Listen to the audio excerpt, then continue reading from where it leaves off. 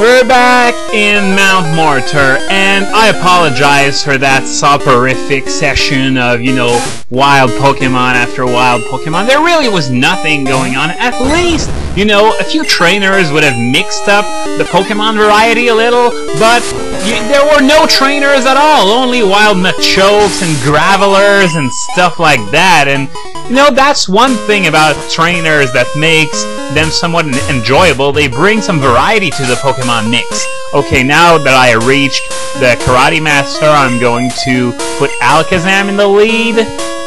And don't expect any miracles from this guy, even though his Pokemon have been significantly beefed up since my Red LP. They still, well, I say they're beefed up, but not in terms of levels. It's just that back in the first generation, they had one special stat of 35. Now 35 is their special attack stat. 110 is their special defense stat.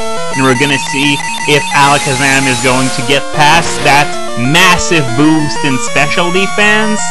Yep.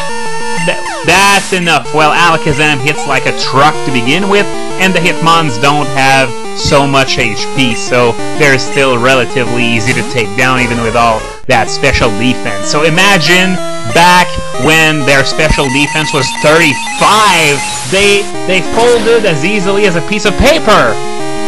And want to bet that this guy here has the elemental punches? Well, we're not gonna know, but that's probably the case, since the elemental punches were supposed to be its signature moves of sorts, so I wouldn't be surprised at all if it had them. And now he's going to give me a Tyrogue, and Tyrogue is very interesting because of the way it evolves. It's really peculiar.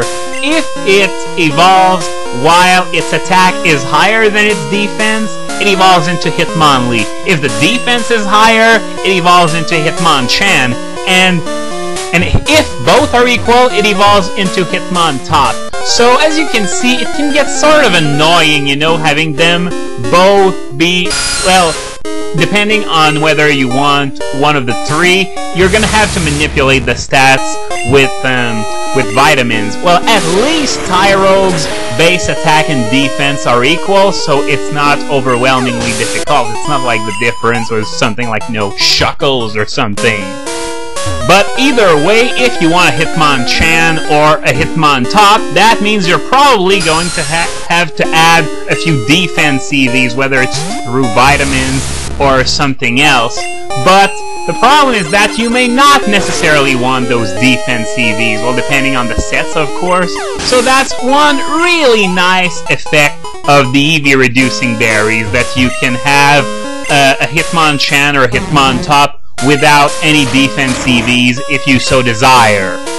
Well, naturally, it's a convenience for every Pokemon, but especially so for those two, since you might just be forced to give it some defense EVs if you want to evolve them into Hitmontop and Hitmonchan in the first place. And wow, a cheating Seaking at level 20. Well, I've seen quite a few cheating wild Pokemon, but a Seaking isn't exactly... I didn't think a cheating wild Seaking existed, but I guess I just saw it and reflect. No, it was fairly decent filler in red, blue, and yellow, but now it's got the elemental punches, so buzz off reflect. Thanks for asking, but I'm not interested. Whoop, it's not that area, it's the one below. Sorry. But back to the Hitmons for a bit, since I wasn't quite done. The fact that it's somewhat tedious to obtain decently EV the Hitmons, well, it might make you want to look elsewhere, because no other Pokemon forces you to do that kind of gymnastics if you want to evolve them into what you want to evolve them into. So even for an in-game team, whether it's for in-game like I'm doing now, or fighting against human players using cartridges, you might want to use something else. And I know I said before that Hitmontop came dangerously close to becoming overused at one point, but its usage fell back some since then, which is a shame, because it would have been cool to see something as unusual as Hitmontop in the top 50 for once, but that wasn't meant to be.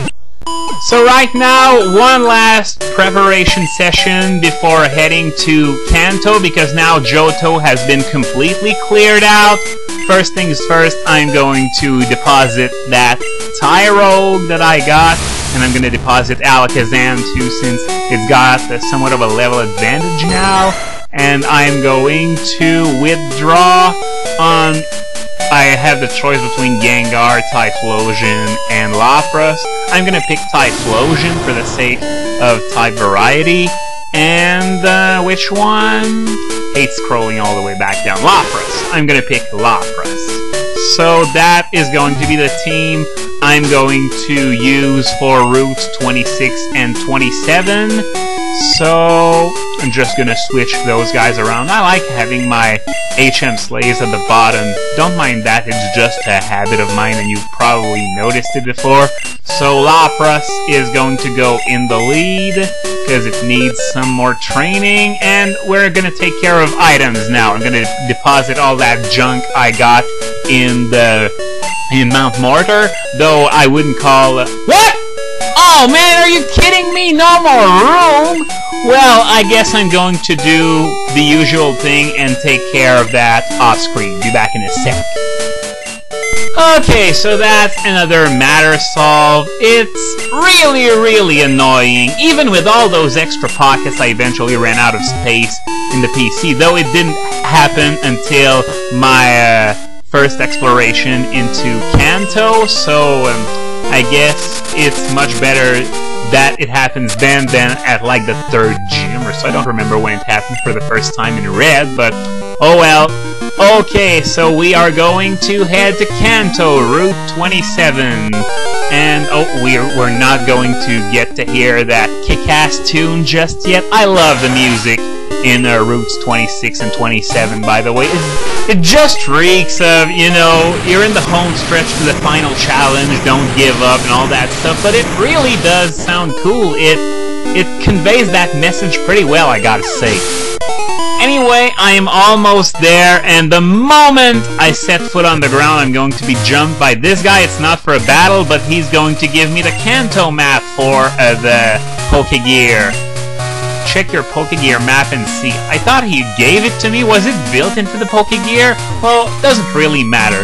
I just love that music, by the way. Well, not this one, the one that was playing just now, but I saw, you know, each day GameFAQs has a different top 10 on its front page, and one of those recent top 10s was the top 10 soundtracks that were mainly comprised of remixes, and naturally Hard Gold and Soul Silver were in the mix, and the guy mentioned at one point the GB player, which allows you to listen to the music as it was in the Game Boy Color version.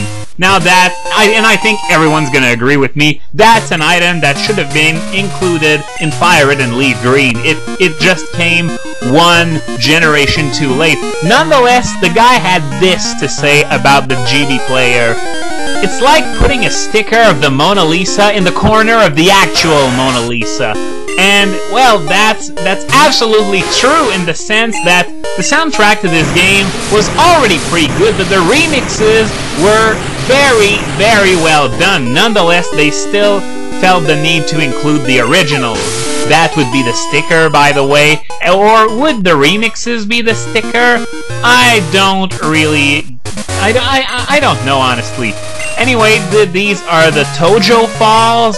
It's not really a dungeon, it's just a really small cave. You go up this waterfall, then down the other one that's further to the right. And the only real reason this is here is because they wanted you to be able to use Waterfall outside of battle, so as to force you to have all 8 badges before moving on to the Elite Four. So I managed to get to Kanto before Part 100, and this is exactly what's coming out next time, Part 100.